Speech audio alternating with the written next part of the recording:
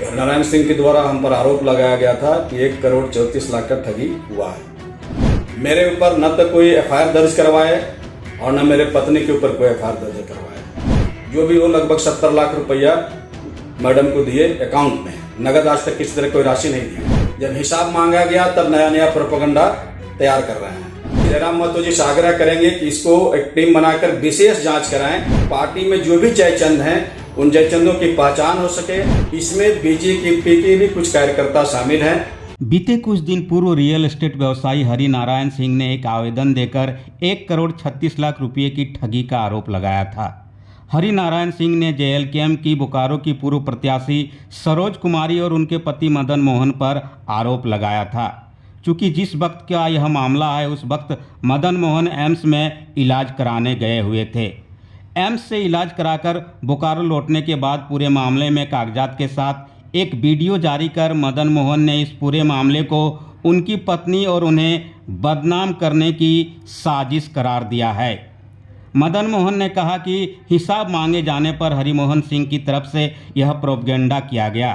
मामले पर मदन मोहन ने जेएलकेएम के केंद्रीय अध्यक्ष जयराम महतो से मांग की है कि इस पूरे प्रोपगेंडा में जेएलकेएम के भी कुछ जयचंद शामिल हैं और जिनकी पहचान के लिए एक कमेटी बनाकर जेएलकेएम के केंद्रीय अध्यक्ष इस पूरे मामले की जांच कराए। मामले में मदन मोहन ने भाजपा के कुछ लोगों को भी शामिल होने की बात कही है। आइए सुनाते हैं ठगी के आरोप के पूरे मामले पर क्या कुछ कहा है मदन मोहन ने। मैं मदन मोहन, जो जेएलकेएम के पूर्व प्रत्याशी सरोज कुमारी का पति हैं, विगत कुछ दिन पहले नारायण सिंह के द्वारा हम पर आरोप लगाया गया था कि 1,34,00,000 का ठगी हुआ है।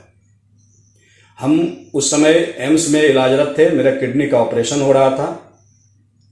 इसलिए ये लोग अपने तरीके से जैसा चाहा वैसा मीडियाबाजी भी करवाया। घटना यह है कि हमारे एब्सेंट में ये हमारे फ्लैट में ताला तोड़कर घुस गया। हमारे स्टाफ के द्वारा विरोध करने पर वो अपना गाली गलौज मारपीट जो भी हुआ वो तो हम यहाँ थे नहीं हुआ। मेरे स्टाफ के द्वारा उन पर एफआईआर किया गया 12 थाना में। वो क्या किए कि एफआईआर के बाद एक सूचना के रूप में एसपी को लिख करके दे दिए। अभी तक वो कब्जा बनाए हुए हैं। फिर कुछ दिनों के बाद वो हमारे स्टाफ के ऊपर फिर एक केस भी किए हैं, उसका जांच पड़ताल चल रहा है। मेरे ऊपर न तो कोई एफआईआर दर्ज करवाए और न मेरे पत्नी के ऊपर कोई एफआईआर दर्ज करवाए।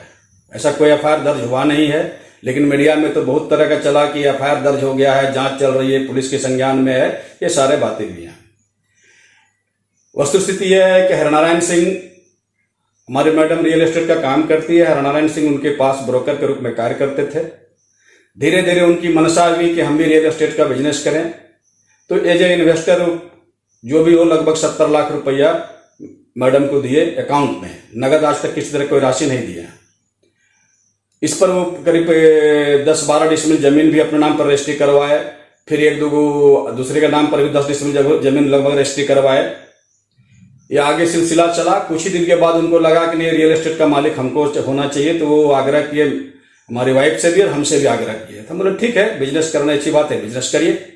इसी बात पर उनके साथ एक पार्टनरशिप डीड बना, जिसमें सरोज कुमारी के द्वारा 2 करोड़ रुपया इन्वेस्ट किया गया था।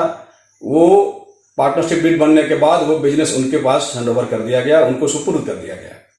एक दूसरा फेज था जहां पर भी लगभग 2 करोड़ रुपया सरोज कुमारी के द्वारा इन्वेस्ट किया गया था और वो पूरा का पूरा प्रोजेक्ट उनको हैंडओवर कर दिया गया।